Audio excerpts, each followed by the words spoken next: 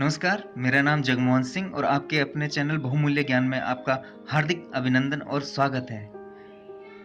और जैसा कि आपको पता ही है कि मैं 10th क्लास के विद्यार्थियों के लिए समरी लेके आ रहा हूँ, वो भी मैथ में। तो सबसे पहले जो स्टार्ट करने जा रहा हूँ वो है चैप्टर फर्स्ट, रियल नंबर। और इससे पहले मैंने एक वीडियो डाल रखी है फर्स्ट चैप्टर से ही रिलेटेड। उसमें कुछ चीज़ें मैंने पहले बता दी थी, रियल नंबर के बारे में बताया था। अब इसमें मैं आपको बताऊंगा यूक्लिड डिवीज़न लेमा। जैसे कि यहाँ पे एक डेफिनेशन भी लिख रखी है, तो आप इसको देख सकते हैं। Euclid division lemma state that for any two positive integers a and b we can find two whole numbers q and r such that। अब सबसे पहली चीज़ यह आती है कि लेमा है क्या, लेमा हम किसे कहते हैं। कुछ स्टूडेंट्स पूछते भी हैं कि सर ये लेमा और एल्गोरिदम, इन दोनों में क्या अंतर है मतलब। तो मैं यहाँ पे बहुत ही आसान तरीके से मैं इन दोनों का अंतर आपको स्पष्ट कर देता हूँ। तो सबसे पहले हम लेमा और एल्गोरिदम की तरफ ही चलते हैं, उसके बाद आपको यूक्लिड डिवीज़न लेमा को मैं बताऊंगा। अब जैसे कि यहाँ पे आप देख रहे हैं, ये algorithm setup of step by step instruction for doing any problem. इनका कहने का मतलब ये है कि एल्गोरिदम, जिसको हम प्रणाली भी कहते हैं, कलन विधि भी कहते हैं, और अगर हम कोई भी सम सॉल्व कर रहे हैं या सवाल निकाल रहे हैं तो उसमें हम स्टेप फॉलो करते हैं कि पहले हमें क्या करना पड़ेगा, या जोड़ना पड़ेगा, घटाना पड़ेगा, गुणा करना पड़ेगा, क्या क्या करना पड़ेगा मतलब हमें उसमें, ठीक है ना।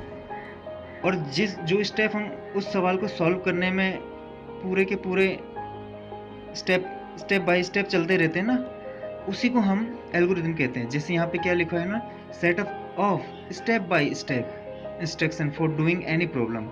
तो जो हम स्टेप बाय स्टेप उस प्रॉब्लम को सॉल्व करने में हम लगाते हैं, वो हमारी क्या कहलाती है, पूरी की पूरी विधि एल्गोरिदम कहलाती है। ठीक है, मेरे हिसाब से आपके समझ में आ गया होगा। अब हम लेमा की तरफ चलते हैं।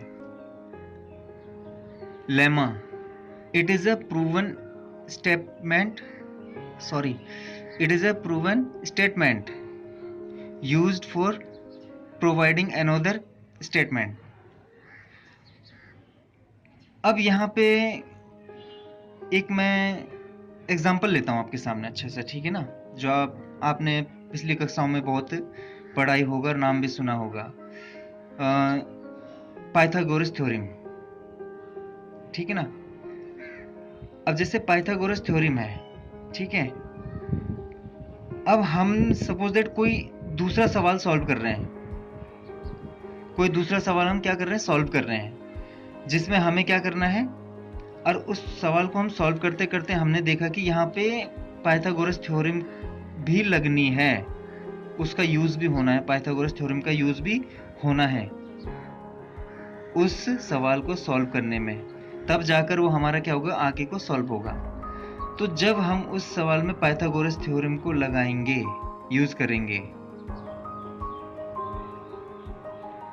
क्योंकि पाइथागोरस जो थ्योरम है हमने वो ऑलरेडी क्या है, वो प्रूव्ड है, ऑलरेडी वो आपके सामने क्या है, प्रूव्ड थ्योरम है। हमने सिर्फ उसको क्या करना है, वैसी की वैसी वहां पे पुट कर देना है, यूज करना है, और उसको सॉल्व करके आगे निकाल देना है, ठीक है। उसके बाद आपका वो सवाल क्या होगा, सॉल्व हो जाएगा। तो यहाँ पे ये यही कह रहे हैं कि it is a proven statement used for proving another statement, कि पाइथागोरस थ्योरम हमारे पास क्या है, वो ऑलरेडी प्रूवन स्टेटमेंट है, और हम जो दूसरा जो सवाल हम निकाल रहे हैं, दूसरा सम हम जो निकाल रहे हैं, उसमें हमने क्या किया कि ऑलरेडी जो प्रूवन स्टेटमेंट थी उसको यूज किया, उसको सॉल्व करने के लिए, उस स्टेटमेंट को सॉल्व करने के लिए। तो वो हमारा क्या कहलाया वहां पे, जो हमने वो यूज किया उसको हम क्या कहेंगे, लेमा कहेंगे। मेरे हिसाब से ये भी आपकी समझ में अच्छे से आ गया होगा। पाइथागोरस थ्योरम, थ्योरम का मतलब ही क्या होता है, साध्य, प्रमेय, साध्य। साध्य का मतलब जो पहले से ही सदा हुआ है, जिसको प्रूव करने की जरूरत नहीं है। जैसे परमात्मा, भगवान जैसे परमात्मा है, परमात्मा को प्रूव करने की जरूरत है नहीं, वो है, वो हमेशा है तो हमेशा रहेगा ही।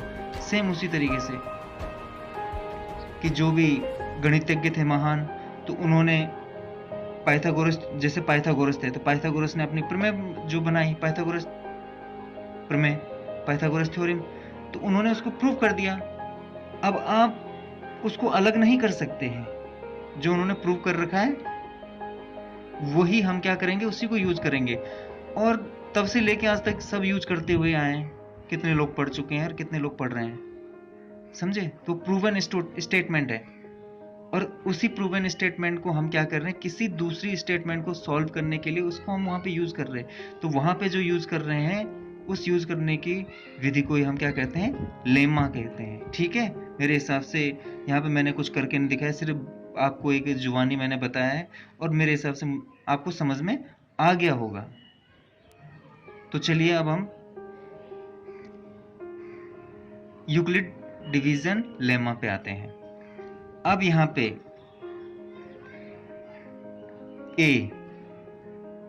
ए आपका कोई पॉजिटिव इंटीजर्स है। अब इसको हमने क्या लिखा, b into q plus r. ठीक है, जहां पर आपका क्या होगा, 0, 0 से बड़ा क्या होगा आपका r, या तो इक्वल होगा। ठीक है, और r से बड़ा आपका क्या होगा, b। अब ये b q r a है क्या, ठीक है, यहाँ पे दिखा रखा है, यहाँ पे आपको दिखा भी रखा है। a आपका होगा डिविडेंड, b आपका होगा डिवाइजर, q आपका होगा क्वोटेंट, और आपका रिमाइंडर। आपने डिवाइड तो किया ही होगा, छोटी क्लासेस में आप डिवाइड करते हुए आए हैं, ठीक है ना। वही करना है यहाँ पे, और कुछ नहीं करना है, डिवाइड ही करना है बिल्कुल, जो आपको दिया जाएगा। एग्जाम्पल मैं आपको दिखा देता हूँ, देखिए बहुत ही सिंपल है, कुछ नहीं करना है इसमें। सिर्फ जैसे मैंने क्या किया, 3 से डिवाइड किया मैंने किसको, 7 को, और डिवाइड कितनी बार में किया, ये 2 बार में, 3 2 जा 6, और हमारा नीचे क्या बचा, 1। तो 3 आपका क्या हो गया, डिवाइजर हो गया, 7 आपका डिविडेंड हो गया, 2 आपका क्वोटेंट हो गया, 1 आपका रिमाइंडर हो गया। और ये जो फॉर्मूला है ऊपर हमने जो लिखा, a equal to B Q plus R, अब यहाँ पे नीचे लिखा हुआ है dividend equal to divisor into quotient plus remainder. तो इस फॉर्मूले के अकॉर्डिंग हमें क्या करना है, ये जो यहाँ पे हमने सॉल्व किया, इसको इन वैल्यूज को पुट करना है निकाल के। इसी तरीके से आपको सवाल दे रखे होंगे, सम्स दे रखे होंगे, उनको आपको इसी तरीके से सॉल्व करना होगा। जो उसमें छोटी संख्या होगी उसको आप पहले ले लेना, और जो बड़ी होगी उसको अंदर ले लेना, ठीक है ना। अब ये हम अकॉर्डिंग टू द एवो फॉर्मूला, अब हमने इसको ऊपर वाले फॉर्मूले के अकॉर्डिंग किस तरीके से पुट किया, ये वैल्यू ये यहाँ पे दिखा रखी है कि 7, ठीक है, डिविडेंड 3, डिवाइजर 2, क्वोटेंट प्लस 1 रिमाइंडर। तो इस तरीके से हमने क्या कर दिया, इसको यूक्लिड डिवीजन लेमा को हमने क्या कर दिया, आपको प्रूव करके दिखा दिया। और जहां तक मुझे आशा है कि आपको ये वीडियो ज़रूर पसंद आएगा, और अगर पसंद आए तो लाइक ज़रूर करना, और मेरे इस चैनल को सब्सक्राइब भी ज़रूर करना। आगे भी मैं इसी तरीके से आपको समझाता रहूँगा, और आप अपना प्यार इसी तरीके से देते रहना, और कुछ ज्ञान हमें भी देना। धन्यवाद।